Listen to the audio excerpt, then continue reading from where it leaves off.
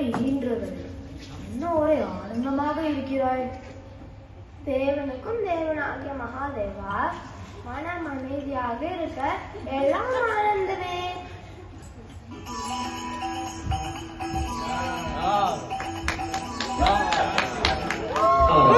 நாராயணன் வா நாரதா, இன்று வேறெங்கும் வேலை இல்லையோ?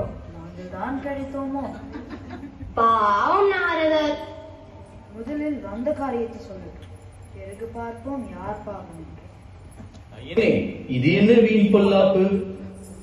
கைலாயத்தில் அனைவரும் எப்படி இருக்கிறீர்கள் என்று காணவே வந்தேன்.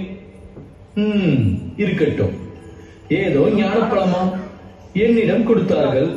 இதற்கு உரியவர் நீங்கள் தான் என்று கொடுக்க வந்தேன். ஆமாம் ஆமாம், நம்பிவிட்டேன். சரி கொடு. இதற்கு உரியவள் நீதான் தேவி. தாய் என்றுமே பிள்ளைகளை தானே கவனிப்பாள். எனக்குத்தான் பழம், எனக்குத்தான் அம்மையே. இல்லை இல்லை, இதுக்குத்தான் ஞானப்பழம். பிள்ளையாரும் பகிர்ந்து உணட்டுமே. இல்லை தாயே, பழத்தின் நன்மையை முழுமையாக பெற ஒருவர் மட்டும்தான் பழத்தை அப்படியே உண்ண வேண்டும். சரி, இருவரில் யார் உலகை முதலில் சுற்றி வருகிறாரோ அவருக்கு தான் பழம். இதோ கேள்வி விட்டேன். இங்கே மயில்.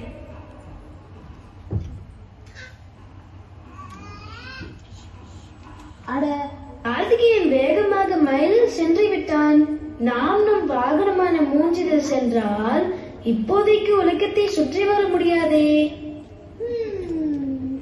என்ன செய்யலாம்? நாரதரே, உலகம் என்றால் என்ன? அம்மையப்பன் என்றால் என்ன? என்னை பொறுத்தவரையில் இரண்டுமே ஒன்றுதான் கணேசா. சரியாக சொன்னீர்கள். நானும் அதேதான் நினைத்தேன். இல்லையே, பிள்ளைகள் இல்லை. நம்மை உருவாக்கிய தந்தையும் தாயும் தானே நமக்கு உலகம். அதனால் நான் என் அம்மை அப்பனையே சுற்றி வரப்போகிறேன். தந்தையே, தாயே, இங்கு வந்து நில்லுங்கள்.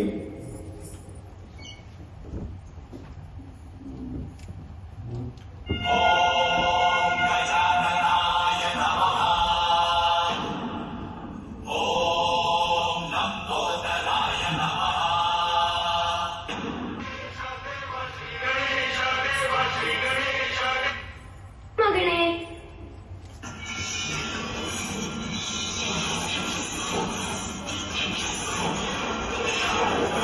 இது அநீதி. மூத்த பிள்ளை தான் செல்ல பிள்ளை, இதே பிள்ளை எழுப்பார் கே பிள்ளை. நான் செல்கிறேன். முருகா, நில். சினம் கொள்ளாதே, நில். தம்பி, பழத்தை நீ எடுத்துக்கொள், எனக்கு வேண்டாம். நில். தேவையில்லை.